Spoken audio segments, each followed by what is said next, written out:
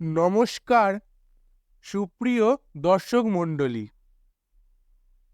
সবুজের ছোঁয়া পেতে আমরা আমাদের বারান্দায় বা ছাদে স্বল্প পরিসরেই গাছ লাগিয়ে থাকি। সঠিকভাবে গাছের পরিচর্যা করে আমরা আমাদের বারান্দায় বা ছাদেই পেতে পারি বাগানের স্বাদ। তবে আমাদের এই ছাদের বাগানে মাঝে মাঝে কিছু পোকা বা পিঁপড়ে আক্রমণ করে, যা আমাদের গাছে অনেক ক্ষতিসাধন করে থাকে। পিঁপড়ে ছাড়াও মাঝে মাঝে ছোট ছোট শামুকের আক্রমণও লক্ষ্য করা যায়। এদের কবল থেকে গাছকে মুক্ত রাখতে হবে। চলুন আজ তবে জেনে নিই টব থেকে পিঁপড়ে কিভাবে দূর করবেন।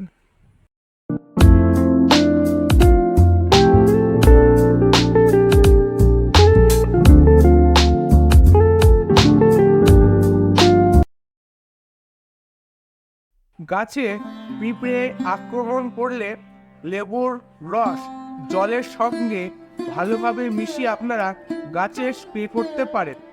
যদি অতিরিক্ত পিঁপড়ের আক্রমণ হয় তাহলে আপনারা এটি সপ্তাহে 2 দিন ব্যবহার করতে পারেন।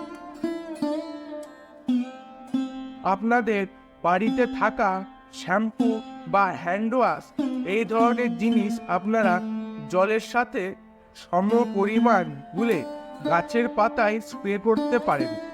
1 লিটার জলের সঙ্গে কিছুটা পরিমাণ যদি আপনারা হ্যান্ড ওয়াশ বা শ্যাম্পু গুলে পাতায় স্প্রে করেন, আপনাদের গাছের পিঁপড়ে অনেকটাই কম হবে। সাধারণত বিকেলবেলায় এটি স্প্রে করা খুবই ভালো এবং পরের দিন সকালবেলা পরিষ্কার জল দিয়ে গাছের পাতাগুলি ভালোভাবে ধুয়ে দেবেন। এইভাবে কিছুদিন পর পর করলে আপনার গাছ থেকে পিঁপড়ে একদম দূর হয়ে যাবে। আবার কফি গুঁড়ো গাছের দিলে পিঁপড়ে দূর হয়ে যায়। কফি জলে ভালোভাবে ফুটিয়ে যদি আপনারা গাছে স্প্রে করেন, কিংবা কফি গুঁড়ো যদি গাছের মাটিতে ছিটিয়ে রাখতে পারেন, তাহলে আপনার টব থেকে পিঁপড়ে একেবারেই মুক্ত হবে। টব থেকে কিভাবে আপনারা পিঁপড়ে বা শামুক দূর করবেন, দেখুন, আপনারা যখন গাছের জন্য মাটি তৈরি করবেন সেই সময় মাটির সঙ্গে আপনারা 1 কেজি পরিমাণ নিমখোল ভালোভাবে মিশিয়ে রাখতে পারেন। এই নিমখোল থাকার কারণে আপনার গাছের গোড়ায় সহজেই কোনো ধরনের পিঁপড়ে বা শামুকের উৎপাত হবে না।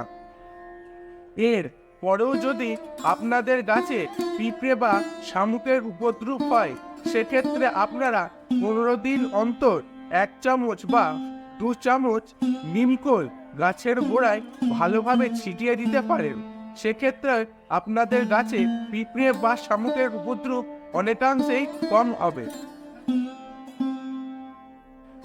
বরিক পাউডার, চিনি ও জল দিয়ে একটি পেস্টের মতো মিশ্রণ আপনারা তৈরি করে নিতে পারেন। আপনার টবের মাটির যে অংশ থেকে পিঁপড়ের আক্রমণ হচ্ছে বা মাটিতে যেখান থেকে পিঁপড়ের বেশি পরিমাণে আসছে, সেই জায়গায় আপনারা এই পেস্টটি লাগিয়ে দিতে পারেন। সেক্ষেত্রে আপনাদের গাছের পিঁপড়ে আর আসবে না। আপনি আপনার টবে চকের গুঁড়ো ছড়িয়ে দিতে পারেন। যে কোনো বই খাতার দোকানে আপনি অতি সহজেই এই জিনিসটি পেয়ে যাবেন। এই চক বাড়িতে এনে সেটি কোনো শক্ত জিনিস দিয়ে ভালোভাবে গুঁড়ো করে যদি আপনি টবের চারপাশে ছড়িয়ে দেন, তাহলেও আপনার গাছে পিঁপড়ের আক্রমণ হবে না। কারণ এতে ক্যালসিয়াম কার্বনেট রয়েছে, যেটি পিঁপড়ে দমনে খুবই সাহায্য করে। এই ক্যালসিয়াম কার্বনেট পিঁপড়ে একদম পছন্দ করে না, যার কারণে আপনার গাছে কোনো রকম পিঁপড়ের আক্রমণ হবে না। এখন শীতকাল পড়ছে, এই সময় কমলা লেবুর চাহিদা বাজারে অনেকটাই বেশি। এই শীতকালে আমরা সকলেই কম বেশি কমলা লেবু খেয়ে থাকি, কিন্তু এই কমলা লেবু খেয়ে কমলা লেবুর যে খোসাটা আমরা ফেলে দিই, এটি আপনারা করবেন না। এই কমলা লেবুর খোসা দিয়ে আপনারা বাড়িতে খুব সহজে একটি জৈব সার বানিয়ে নিতে পারেন, যেটি আপনাদের গাছের জন্য খুবই উপকারী। এই কমলা লেবুর খোসা আপনারা 1 কাপ জল দিয়ে ভালোভাবে ফুটিয়ে নেবেন, যাতে কমলা লেবুর খোসাটি আরো নরম হয়ে যায়। এইবার সেই খোসাটি একটি থকথকে পেস্টের মতো করে বানিয়ে আপনারা নিয়ে নিতে পারেন। এই পেস্টটি আপনাদের টবে যেখানে পিঁপড়ে বাসা করেছে সেই অংশে ভালোভাবে লাগিয়ে দিন, বা আপনারা আপনাদের গাছেও এটি প্রয়োগ করতে পারেন। দেখবেন এই কমলা লেবু খোসা দেওয়ার কারণে আপনার গাছের পিঁপড়ে অনেকাংশেই কমে গিয়েছে। গাছের গোড়ায় আপনারা ডিমের খোসা প্রয়োগ করতে পারেন। সেক্ষেত্রে আপনার গাছ যেমন উপযুক্ত প্রোটিন পাবে, তার পাশাপাশি আপনার গাছকে পিঁপড়ে মুক্ত রাখবে এই ডিমের খোসা। আপনার টবের মাটি অনুযায়ী আপনার টব যত বড় বা যত ছোট হবে সেই অনুপাতে 4-5টা ডিমের খোসা রোদে একটু শুকিয়ে নিয়ে সেই ডিমের খোসাটি ভালোভাবে গুঁড়ো করে টবের মাটিতে আপনারা ছড়িয়ে দেবেন। এর ফলে আপনার গাছ তার উপযুক্ত খাদ্যও পাবে এবং তার পাশাপাশি এই ডিমের খোসা আপনার গাছকে পিঁপড়ে মুক্ত রাখবে। প্রয়োজনে আপনারা যখন মাটি তৈরি করবেন তখন এই ডিমের খোসা মাটি তৈরি করার সময় মাটিতে মিশিয়ে দিতে পারেন। এর ফলে আপনার গাছকে শামুক ও পিঁপড়ের হাত থেকে রেহাই দেবে এই ডিমের খোসা। আমরা সকলেই বাজার থেকে শসা কিনে নিয়ে আসি খাবার জন্য। আপনারা কি কখনো ভেবে দেখেছেন এই শসাও আমাদের গাছের অনেকটাই উপকারে আসতে পারে? হ্যাঁ, ঠিকই শুনছেন।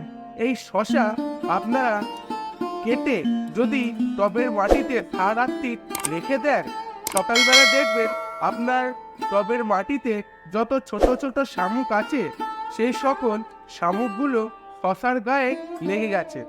পরের দিন সকালবেলা যখন দেখবেন সেই শামুকগুলো শসার গায়ে লেগে গেছে, তখন আপনারা সেই শসাটি টব থেকে তুলে ফেলে দেবেন। এইভাবে আপনারা শসা দিয়েও গাছ থেকে শামুক মুক্ত করতে পারবেন। আমাদের সকলের রান্নাঘরে শুকনো মরিচ থাকে। এই মরিচ যদি আপনারা টবের চারপাশে ছড়িয়ে দিতে পারেন, তাহলে আপনার গাছে কোনো রকম পিঁপড়ের আক্রমণ হবে না। তবে সেটি একদম টবের ধার ঘেঁষে দেওয়ার চেষ্টা করবেন, গাছের গোড়ায় না দিলে সেটা ভালো হবে।